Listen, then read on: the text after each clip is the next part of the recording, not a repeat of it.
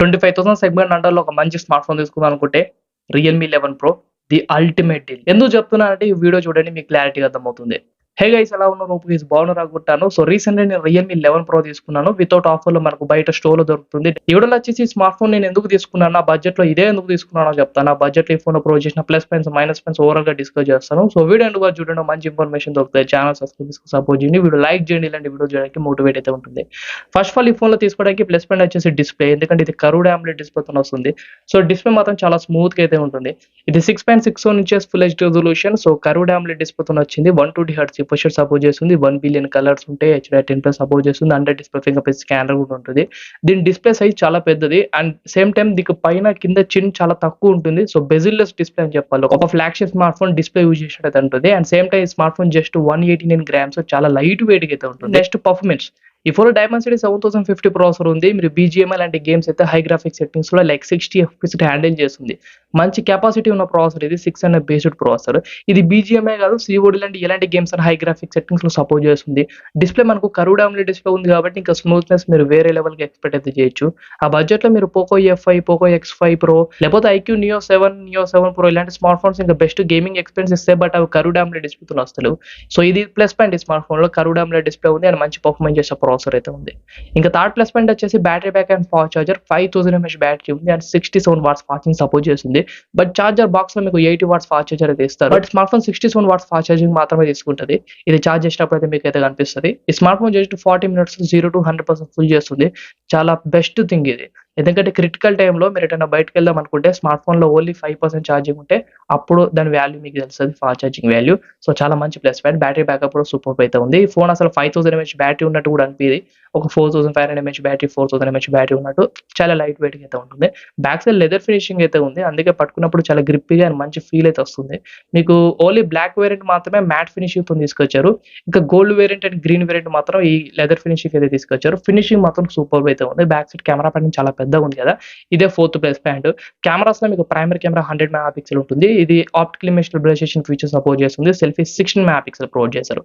ఈ back side secondary camera మీకు పెద్ద యూజ్ ఏం కాదు. ఒక ప్రైమరీ కెమెరా మాత్రం 100 మెగా పిక్సెల్ చాలా బెటర్ ఫోటోస్ అండ్ వీడియోస్ అయితే క్యాప్చర్ చేయగలుగుతుంది. బ్యాక్ సైడ్ 4K రిజల్యూషన్ 30 ఎఫ్‌పీఎస్‌లో వీడియో తీసుకోవచ్చు.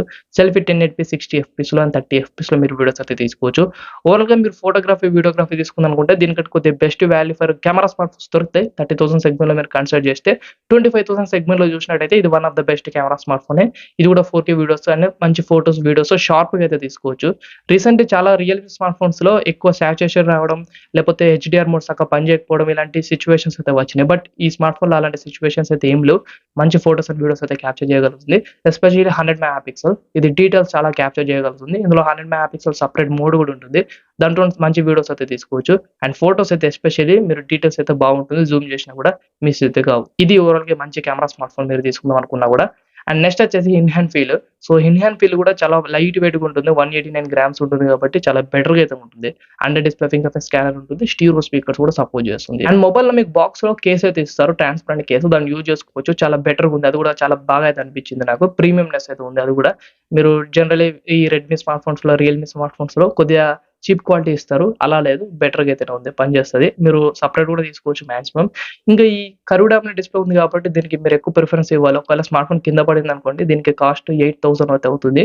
సో అక్కడ మీరు కొద్దిగా సేఫ్‌గా అయితే కొద్దిగా ఈ స్మార్ట్ ఫోన్ అయితే యూజ్ అయితే చేయాలి. కింద పడితే మాత్రం బుగ్గ అవుతారు ఏం లేదు. యూవీ గ్లాస్‌కి జస్ట్ ఒక 500, 600 పెట్టండి. ప్రొటెక్షన్‌గా చాలా యూజ్‌ఫుల్ అయితే అవుతుంది. సో ఇది ఓవరాల్‌గా ఈ స్మార్ట్ ఫోన్ రివ్యూ. ఈ ఫోన్ మీరు గేమింగ్ కోసం తీసుకున్నా, కెమెరా కోసం తీసుకున్నా, లేకపోతే బ్యాటరీ బ్యాకప్, ఫాస్ట్ ఛార్జింగ్ ఒక మంచి స్మార్ట్ ఫోన్ తీసుకున్నామనుకుంటే ది బెస్ట్ డీల్ 25,000 సెగ్మెంట్‌లో నాకైతే ది వర్త్‌ఫుల్ డీల్ అయితే అనిపించింది. ఇంకా బడ్జెట్‌లో మీరు లావా అగ్ని 2 కూడా తీసుకోవచ్చు. అది కూడా the best smart phone. But కెమెరాస్‌లో కొద్దిగా డల్ అయితే అవుతారు. సేమ్ టైమ్ యూఐలో కొన్ని ఇష్యూస్ అయితే ఉన్నాయి. ఇంకా బడ్జెట్‌లో కర్వ్డ్ AMOLED డిస్‌ప్లేతోని లైక్ ప్రీమియంనెస్ కోసం తీసుకున్నామనుకుంటే ఏమైతే లేవు. రెడ్మీ నోట్ 12 ప్రో ప్లస్ వరకు తీసుకోవచ్చు. బట్ నోట్ 13 కోసం వెయిట్ చేయండి. నోట్ 12 ఎప్పుడైతే తీసుకోకండి. ఇంకా బడ్జెట్‌లో గేమింగ్ కోసం తీసుకుందామనుకుంటే ఐక్యూ నియో 7 ప్రో ఇలాంటి స్మార్ట్ ఫోన్స్ తీసుకోవడానికి మాక్సిమం ట్రై చేయండి. బట్ ఇది ఒక all rounder premium smart phone. ఎందుకంటే ఇది కర్వ్డ్ AMOLED డిస్‌ప్లేతోని చాలా లైట్ వెయిట్‌గా తీసుకొచ్చారు కాబట్టి have a look on it. దీని లింక్ నేను డిస్క్రిప్షన్‌లో ప్రొవైడ్ చేస్తాను. ఒకసారి చెక్ చేయండి. అంతేకాకుండా ఈ స్మార్ట్ ఫోన్ తీసుకునేటప్పుడు నేను ఒక పవర్ బ్యాంక్ తీసుకున్నాను. ఆమ్రోడ్ power bank. 20,000 mAh battery power bank. So 22 watts fast charging support చేస్తుంది. చాలా బెటర్‌గా అయితే ఉంది. యూఎస్‌బీ పోర్ట్‌తో టైప్ సి పోర్ట్ కనెక్టర్ కూడా ఇస్తారు. ఓవరాల్‌గా 2 స్మార్ట్ ఫోన్స్‌ని ఎట్ ఎ టైమ్ యూజ్ అయితే చేయొచ్చు. ఛార్జింగ్ చేయడానికి యూఎస్‌బీ టైప్ సి అయితే యూజ్ చేయొచ్చు. టైప్ సి పోర్ట్‌తోని జనరల్‌గా మన స్మార్ట్ ఫోన్స్ యూజ్ చేసే చార్జర్‌తోనే దాన్ని చార్జ్ అయితే చేయొచ్చు. ఒక 3-4 అవర్స్ అయితే టైం తీసుకుంటది. బట్ 2 వర్కింగ్ డేస్ అయితే ఈజీగా అయితే ఇస్తది.